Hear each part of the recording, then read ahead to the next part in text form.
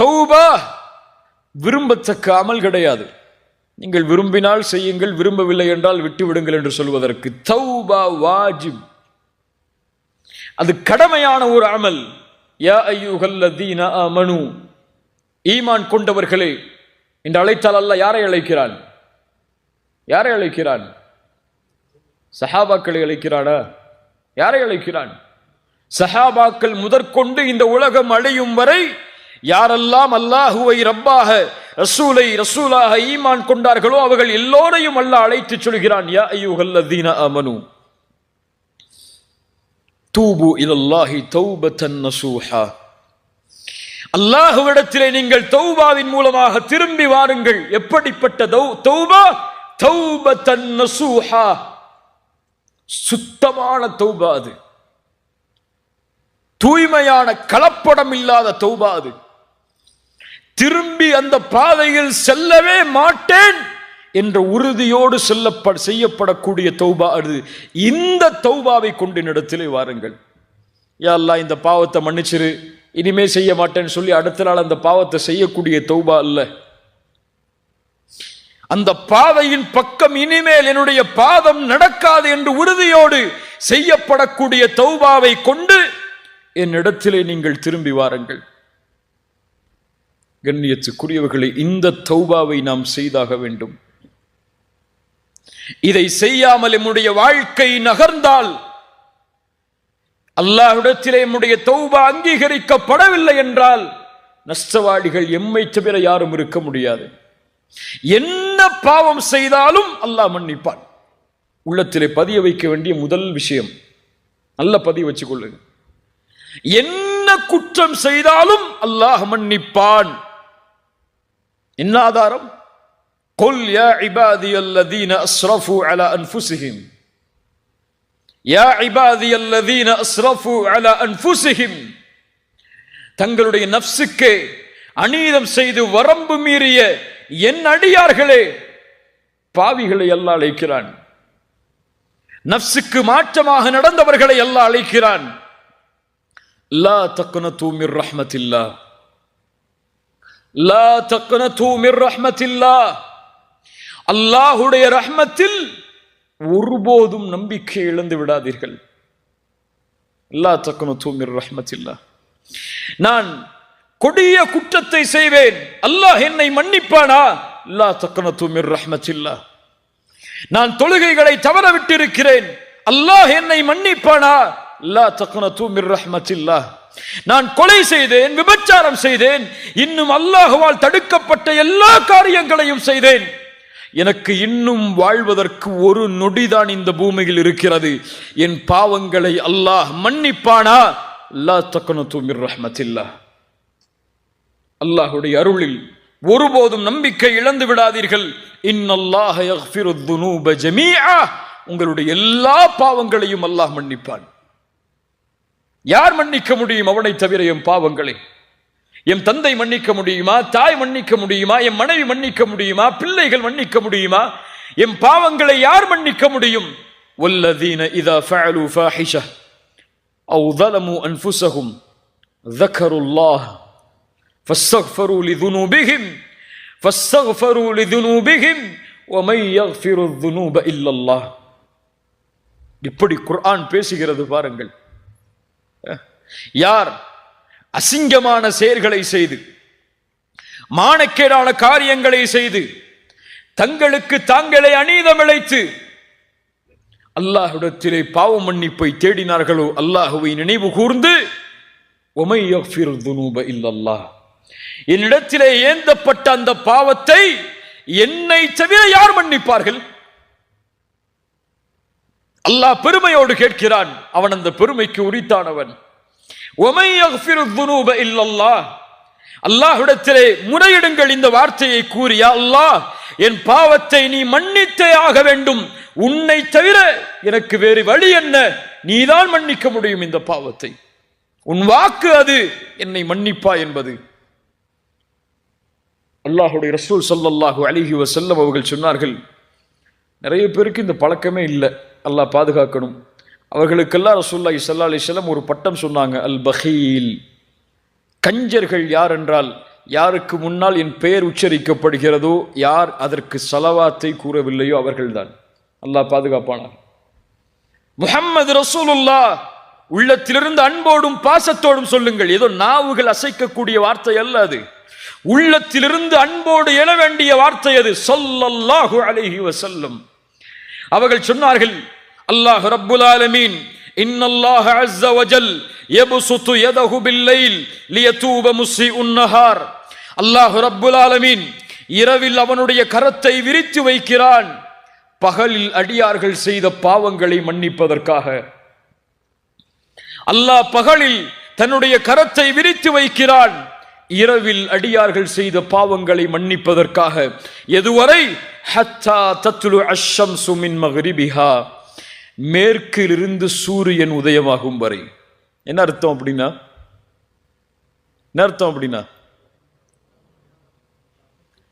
கியாமத்து வரும் வரை ஒரு நொடி கூட அல்லாஹ்விடத்திலே இல்லை, இந்த நொடியில் அல்லாஹ் இவரை மன்னிக்க மாட்டான் என்று. காலை எழுந்தது முதல் இரவு வரும் வரை, சூரியன் மேற்கிலிருந்து உதயமாகும் வரை அல்லாஹுடைய வாசல் திறந்தே இருக்கிறது. அதில் செல்வது எம்முடைய கடமை. அதை அல்லாஹ் ஒருபோதும் அடைக்க மாட்டான். அல்லாஹ் அதை ஒருபோதும் நிராகரிக்க மாட்டான். நீ இவ்வளவு பாவம் செய்திருக்கிறாய், என்னை நோக்கி வராதே என்று அல்லாஹ் யாரையும் விரட்டி இருக்க மாட்டான். ஃபிரௌன் அன ரப்புக்குமுல் அலா என்று சொன்னவன், அவனுக்கு கலிமா மறுக்கப்பட்டது, அவனுடைய வாய் அடைக்கப்பட்டது. ஏன் தெரியுமா? ஒருவேளை அவன் கலிமா சொல்லி இருந்தால், அறிஞர்கள் சொல்லுகிறார்கள், இந்த கலிமா அவனுடைய பாவத்தை அழித்திருக்கும். அல்லாஹு அக்பர். கருணையாளன் அவன், அவனுடைய கருணையை யாரும் எண்ண முடியாது. ரசூலுல்லாஹி ஸல்லல்லாஹு அலைஹி வஸல்லம் அவர்கள் சொன்னார்கள், லல்லாஹு அஷத்து ஃபரஹன் பிதௌபத்தி அப்தி. இந்த ஹதீஸை கொஞ்சம் கேளுங்கள். அல்லாஹ் அதிக மகிழ்ச்சி அடைகிறான். அல்லாஹ் மகிழ்ச்சி அடைவது அல்லாஹ்வுடைய சிஃபத், அல்லாஹ்வுடைய குணம் அது. லல்லாஹு அஷத்து ஃபரஹன், அதிகமான மகிழ்ச்சி அடைகிறான் ஒரு அடியான் அவனிடத்திலே திரும்பி வரும் பொழுது. ரசூலுல்லாஹ் உதாரணம் சொல்கிறார்கள். எப்படி தெரியுமா? ஒரு பாலைவனத்தில் ஒரு மனிதன் பயணம் செய்கிறான், தன்னுடைய வாகனத்தோடும் உணவோடும். பல ரிவாயத் வருகிறது, எல்லாவற்றையும் ஒன்றாக சேர்த்து சொல்கிறேன். வாகனத்தோடும் உணவோடும் தன்னுடைய பானத்தோடும் அந்த பாலைவனத்தில் பயணம் செய்கிறான். பாலைவனம் பற்றி நமக்கு தெரியும், அதனுடைய பயணம் எப்படி என்று. பயணம் செய்யும் பொழுது திடீரென்று களைப்பு வருகிறது. களைப்பில் ஒரு மரத்தின் நிழலில் ஓய்வெடுப்பதற்காக உறங்குகிறான். வாகனத்தையும் உணவையும் பானத்தையும் வைத்துவிட்டு விழித்து பார்க்கிறான். அவனுடைய வாகனமும் இல்லை, உணவும் இல்லை. என்னாகும்? பாலைவனத்தில் எதுவுமே இல்லைன்னா அவன் நப்சு சொல்லுகிறது, உனக்கு பசி வந்து விட்டது, தாகம் வந்து விட்டது, மரணம் தான் உனக்கு, இனிமேல் வாழ்வதற்கு அவகாசமே உனக்கு இல்லை, மரணத்தை எதிர்பார்த்து இங்கே உட்காரு. அவ்வளவுதான் அவன் நப்சு சொல்லுது. மரணத்தை எதிர்பார்த்தவனாக உட்காருகிறான். அப்படியே அசதியில் உறங்கி விடுகிறான். வாழ்வை தொலைத்து விட்டேன், இனிமேல் வாழ்க்கை இல்லை என்று அந்த உறங்கிய அந்த அடியான் மீண்டும் விழித்து பார்க்கிறான். அவனுக்கு முன்னால் தொலைத்த வாகனமும் தொலைத்த உணவும் அவனுக்கு முன்னால் இருக்கிறது. ரசூலுல்லாஹி ஸல்லல்லாஹு அலைஹி வஸல்லம் அவர்கள் சொன்னார்கள், அந்த நேரத்தில் அந்த அடியான் எழுந்தவுடன் மகிழ்ச்சியில் அல்லாஹுவை பார்த்து சொன்னான், அல்லாஹும்ம அன்த அப்தி வ அன ரப்புக். இது குஃபுர். இப்படி சொல்வது என்ன அர்த்தம்? யா அல்லாஹ், நீ என் அடிமை, நான் உன் ரப். இது என்ன? ஷிர்க், இது குஃபுர். அது ஆனால் ரசூலுல்லாஹி ஸல்லல்லாஹு அலைஹி வஸல்லம் சொன்னார்கள், அக்தஅ மின் ஷித்தத்தில் ஃபரஹ். வேண்டுமென்று அவன் சொல்லவில்லை. எப்படி வேண்டுமென்று அவன் சொல்லவில்லை. அவன் தவறளித்து விட்டான் மிக்க மகிழ்ச்சியில்.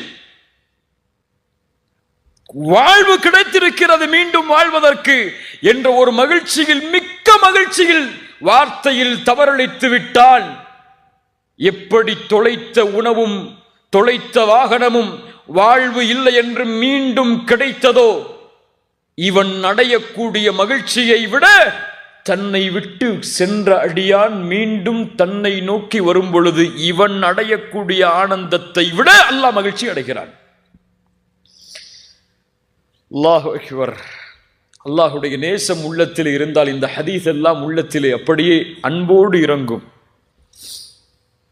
யோசித்து பாருங்கள் கண்ணியத்துக்குரியவர்கள், அல்லாஹுவை மகிழ்ச்சிப்படுத்த வேண்டாம் அவனுடைய அடியார்கள்?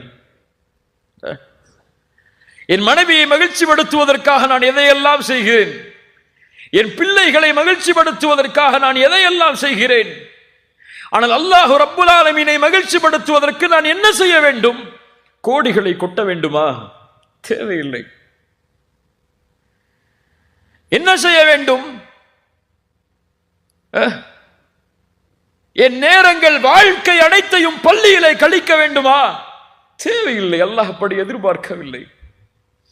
உன் பாவத்தை தியாகம் செய், அல்லாஹ் உன்னை பார்த்து மகிழ்ச்சி அடைவான். நீ அவனை பாவத்தை தியாகம் செய்து நினைவு கூர்ந்தால் அல்லாஹ் உன்னை நினைவு கூறுவான். சிறந்த மக்களிடத்தில், சிறந்த கூட்டத்தில். அல்லாஹுவை மகிழ்ச்சிப்படுத்துங்கள், ஷைத்தானை கோபப்படுத்துங்கள், கவலை அடைய செய்யுங்கள். ஷைத்தான் கவலை அடைவானா? கவலை அடைவானா? ரசூலுல்லாஹி ஸல்லல்லாஹு அலைஹி வஸல்லம் சொன்னார்கள், எப்போது ஆதமுடைய மகன் சஜிதாவுடைய வசனங்களை ஓதி சஜிதா செய்கிறானோ அப்போது ஷைத்தான் விரண்டு செல்கிறான், அழுதவனாக அழுகிறான் ஷைத்தான். எப்போது அடியான் அல்லாஹ்விற்கு கட்டுப்படுகிறானோ அப்போது ஷைத்தான் அழுகிறான். என் நாசமே, ஆதமுடைய மகனுக்கு சுஜூது செய்ய ஏவப்பட்டது, அவனோ சுஜூது செய்கிறான். ஆனால் எனக்கோ ஏவப்பட்டது, நானோ மறுத்து விட்டேன், நரகத்தை உரித்தாக்கி விட்டேனே என்று ஷைத்தான் ஆதமுடைய மகன் சஜிதாவை ஓதி சஜிதா செய்யும் நேரத்தில் எல்லாம் அழுகிறான். ஷைத்தான் அழுகிறான் என்று ரசூலுல்லாஹி ஸல்லல்லாஹு அலைஹி வஸல்லம் அவர்கள் சொன்னார்கள். அல்லாஹ்வுடைய அருளை எப்படி விவரிப்பது கண்ணியத்துக்குரியவர்களே? ரசூலுல்லாஹி ஸல்லல்லாஹு அலைஹி வஸல்லம் ஒரு முறை சொன்னார்கள், அல்லாஹ்வுடைய அருளை விளக்குவதற்காக. கண்ணியத்துக்குரியவர்களே, அல்லாஹ்வுடைய நேசம் என் மீது இருக்கிறது. என் ரப்பு என் மீது நேசத்தோடு தான் இருக்கிறான். ஒருபோதும் அல்லாஹ் என்னை வெறுப்பதில்லை, அல்லாஹ் என்னை விரட்டுவதில்லை. அவனை நோக்கி நான் சென்றால் அல்லாஹ் என்னை விட்டு தூரமாக செல் என்று அல்லாஹ் கூறுவதில்லை. என் தந்தைக்கு மாற்றம் செய்தால் என் தந்தை சொல்லுவார், என் தாய்க்கு மாற்றம் செய்தால் என் தாய் சொல்லுவாள், என் பிள்ளைகள் எனக்கு மாற்றம் செய்தால் என் பிள்ளைகளிடத்தை நான் சொல்லுவேன். ஆனால் எவ்வளவு மாறு செய்தாலும் என் ரப்பை நோக்கி நான் திரும்ப சென்றால் மீண்டு வா என்று அல்லாஹ் சொல்லுவான், திரண்டு செல் என்று அல்லாஹ் சொல்லிவிட மாட்டான்.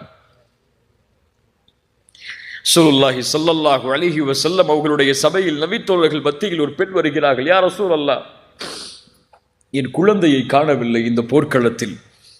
சஹாபாக்களை தேடி வர சொல்கிறார்கள். அந்த குழந்தை கிடைக்கிறது. அந்த பெண்ணுடைய கையில் அந்த குழந்தை கொடுக்கப்பட்டவுடன் அந்த பெண் பாசத்தில் அந்த குழந்தையுடைய பசியை போக்கி முத்தமிடுகிறாள். ரசூலுல்லாஹி ஸல்லல்லாஹு அலைஹி வஸல்லம் அங்கிருந்த சஹாபாக்களை பார்த்து கேட்டார்கள், அத்துரவுன ஹாதிஹி தாரிஹத்தன் வலதஹா ஃபின்னார், அத்துரவுன ஹாதிஹி தாரிஹத்தன் வலதஹா ஃபின்னார். இந்த நேரத்திலே இந்த தாய் இந்த குழந்தையை நெருப்பில் வீசுவாளா?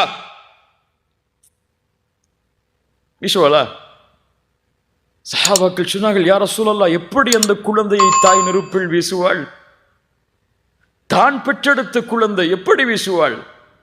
ரசூலுல்லாஹி ஸல்லல்லாஹு அலைஹி வஸல்லம் சொன்னார்கள், லல்லாஹு அர்ஹமு பிஇபாதிஹி மின் ஹாதிஹி பிவலதிஹா. இந்த தாய் இந்த குழந்தையின் மீது இரக்கம் காட்டுவதை விட அல்லாஹ் அவருடைய அடியார்கள் மீது இரக்கம் காட்டுகிறான். என்ன அர்த்தம்? இந்த தாய் எப்படி தன்னுடைய குழந்தையை நெருப்பில் வீசுவதை விரும்ப மாட்டாளோ அது போன்று தனக்கு கட்டுப்பட்ட அடியானை அல்லாஹ் நெருப்பில் வீச விரும்ப மாட்டான், வீச மாட்டான். அல்லாஹ் எம்மை நேசித்தால் போதும், அல்லாஹ்வுடைய நேசம் எம் மீது உரித்தானால் போதும், நரகத்தின் சுவாசத்தை கூட இன்ஷா அல்லாஹ் நான் நுகர மாட்டோம். அந்த ஒரு தன்மை வந்தா போதும். இறந்த அடியான நேசிக்கிறேன் அல்லாஹ் ஜிப்ரீல கூப்பிட்டு சொன்னா போதும். யாரை கூப்பிட்டு சொல்லணும்? யாரை கூப்பிட்டு சொல்லணும்? ஜிப்ரீல கூப்பிட்டு சொல்லணும். அல்லாஹ் சொல்லுவாடா ஜிப்ரீல் இடத்துல? நம்மள போய் ரசூலுல்லாஹி ஸல்லல்லாஹு அலைஹி வஸல்லம் சொன்னார்கள், இதா ஹப்பல்லாஹுல் அப்த நாதா ஜிப்ரீல். அல்லாஹு அக்பர். என்ன ஹதீஸ் பாருங்கள். அல்லாஹ் ஒரு அடியானை நேசித்தால் ஜிப்ரீலை அழைப்பான். யார் ஜிப்ரீல்? நபிமார்களை சந்தித்தவர், ரசூல்மார்களை சந்தித்தவர், வஹி கொடுப்பதற்கு பொறுப்பேற்றப்பட்டவர், நபி மலக்குகளுடைய தலைவர். அழைப்பான். நாதா ஜிப்ரீல், யா ஜிப்ரீலு இன்னல்லாஹ யுஹிப்பு ஃபுலான். இப்படிப்பட்ட பெயர் கொண்ட அடியானை அல்லாஹ் நேசிக்கிறான், நீங்களும் நேசியுங்கள். அல்லாஹ் எம்மை நேசித்தால் எம்முடைய பெயரை அல்லாஹ் ஜிப்ரீல் இடத்திலே உச்சரிப்பான். ஜிப்ரீல் வானத்தில் உள்ளவர்களை அழைப்பார். வானத்தில் உள்ளவர்களே, இந்த அடியானை அல்லாஹ் நேசிக்கிறான், நானும் நேசிக்கிறேன், நீங்களும் நேசியுங்கள். வானத்தில் உள்ளவர்கள் நேசிப்பார்கள். அதற்கு பிறகு அந்த கட்டளை பூமியில் உள்ளவர்களுக்கு கொடுக்கப்படும். பூமியில் உள்ள எல்லோரும் அந்த அடியானை நேசிப்பார்கள். ஒரு முஃமினை முஃமின் நேசிப்பான். முனாஃபிக்கைத்தான் ஒரு முஃமின் வெறுப்பான். ஒரு முஃமின் இன்னொரு முஃமினை ஒருபோதும் வெறுக்க மாட்டான். வெறுத்தால் இவன் நயவஞ்சகத்தன்மையை கொண்டிருக்கிறான் அல்லது அவர் நயவஞ்சகத்தன்மையை கொண்டிருக்கிறார். அவ்வளவுதான். புரிஞ்சுக்கங்க இந்த விஷயத்தை. ஒரு முஃமினை இன்னொரு முஃமின் வெறுக்க மாட்டான். முஸ்லிமை இல்ல நான் சொல்றது, முஃமினை.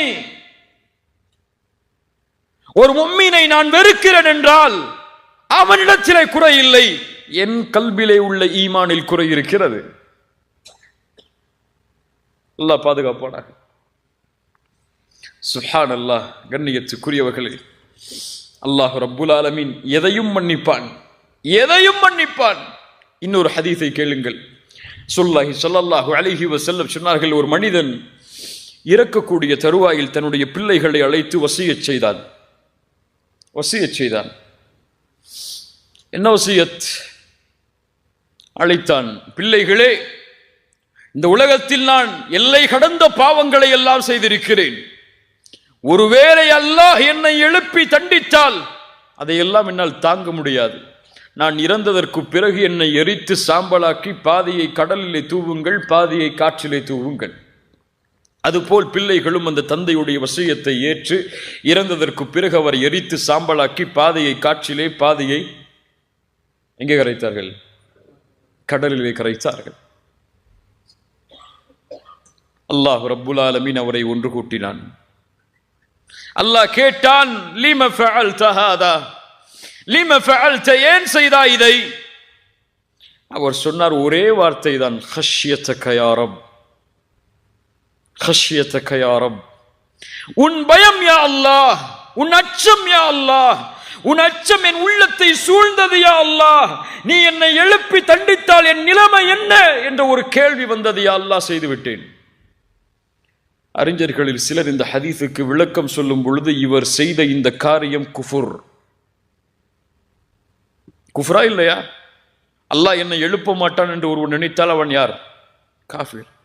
ஆனால் இந்த குஃபுர் அல் குஃப்ரும் பில் ஜஹல், அறியாமையில் செய்யக்கூடிய குஃபுர்.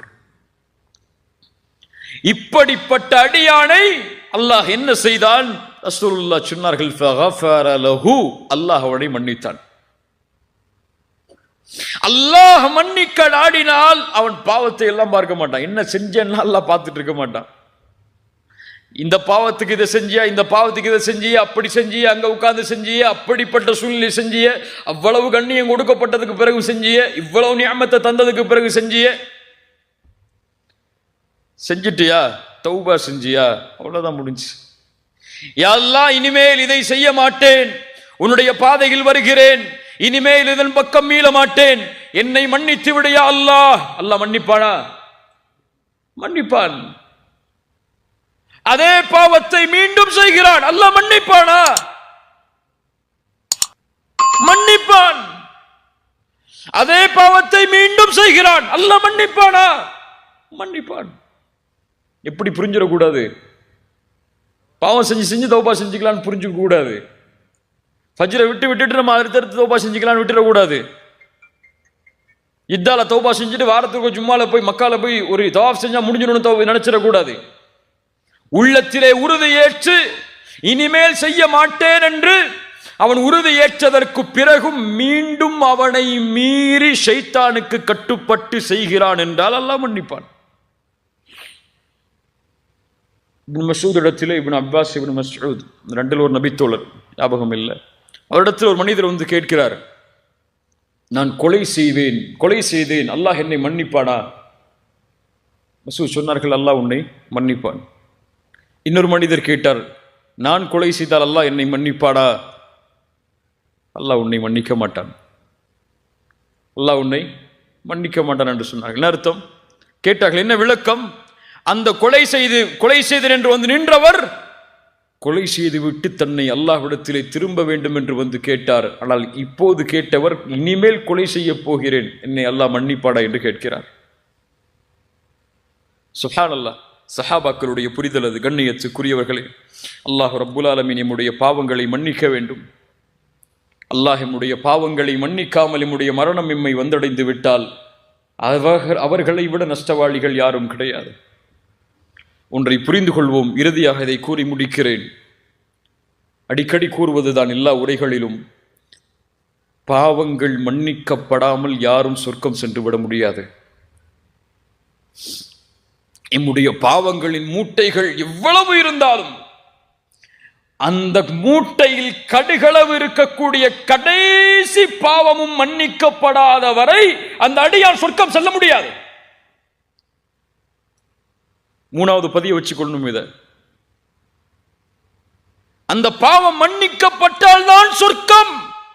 அந்த கடுகளவு பாவமும் அல்லாஹ்வுடைய நாட்டத்தால் மன்னிக்கப்படவில்லை என்றால் எங்கே? நரகம்.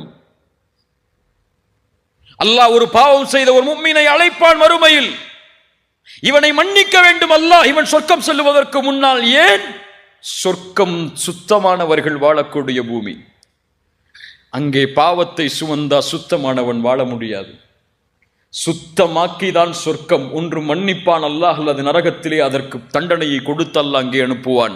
சுத்தமாகி அவன் பாவத்தில் இருந்து விலகி அந்த ஆற்றில் குளித்ததற்கு பிறகுதான் அல்லாஹ் சொர்க்கத்திலே அனுப்புவான். பாவிகளை அவனை அழைப்பான் அல்லாஹ். அழைத்து கேட்பான். ரசூலுல்லாஹ் சொன்னார்கள், ஹல் தஅரிஃபு தம்ப கதா வ தம்ப கதா.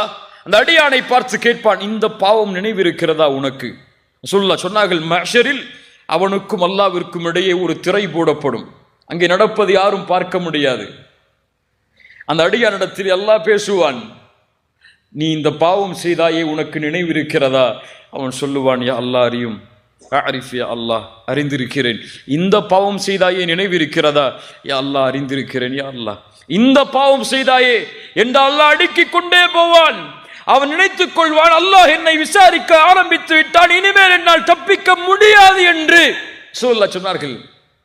நான் அழிந்து விட்டேன் என்று எண்ணும் பொழுது அல்லாஹ் அவனை நெருக்கமாக்கி சொல்லுவான், இன்னி சதர்துஹா அலைக ஃபித் துன்யா அன அக்ஃபிருஹா லகல் யௌம்.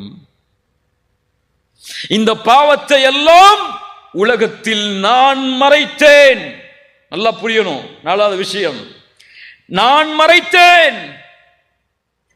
அல்லாஹ் எம்முடைய பாவத்தை மறைக்கவில்லை என்றால் என்ன ஆகும்?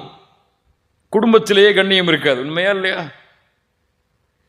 ஒரு அறிஞர் அழகாக சொல்லுவார், அடிக்கடி சொல்வதுதான், மனிதர்கள் எமக்கு கொடுக்கக்கூடிய கண்ணியம் எல்லாம் அல்லாஹ் எம்முடைய பாவங்களின் மீது போட்டுள்ள திரைக்குதான்.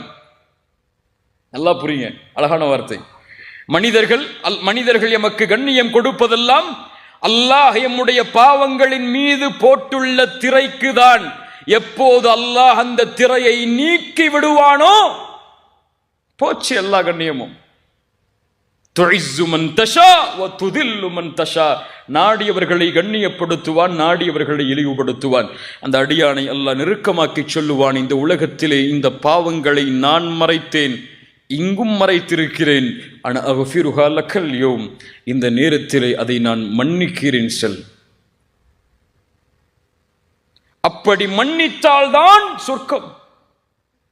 பாவங்கள் மன்னிக்கப்படாமல் யாரும் சொர்க்கம் நுழைய முடியாது. அல்லாஹ் மன்னிப்பானா அல்லது அல்லாஹ் தண்டனையை கொடுப்பானா? அல்லாஹ்வுடைய கரத்தில் இருக்கிறது. நம்முடைய அமல்களை கொண்டு அல்லாஹ் முடிவு செய்வான். கண்ணியத்துக்குரியவர்களே, வாழ்வு முடிவதற்கு முன்னால் அல்லாஹ்விடத்திலே திரும்பியாக வேண்டும் அடியான். வாழ்வை முடிப்பதற்கு முன்னால் அல்லாஹ்விடத்திலே அவன் திரும்பவில்லை என்றால் அவன் ஒருபோதும் அல்லாஹ்வை சந்தித்து விட முடியாது. வானத்திலேயே தூக்கி வீசப்பட்டு விடுவான் அவனுடைய உயிர் கபரை நோக்கி. மன் ரப்புக்க பதில் சொல்ல முடியாது, ஒமா தீனுக்க பதில் சொல்ல முடியாது, முஹம்மது ரசூலை குறித்து கேட்கப்படும் கேள்விக்கு பதில் சொல்ல முடியாது. பாவம் தடுக்கும். ஆம், பாவம் எல்லாவற்றையும் தடுக்கும். நன்மையை தடுக்கும், குர்ஆனை தடுக்கும், தொழுகையை தடுக்கும், வாழ்வில் வரக்கூடிய எல்லா வழிகளையும் அடைத்துவிடும் பாவம்.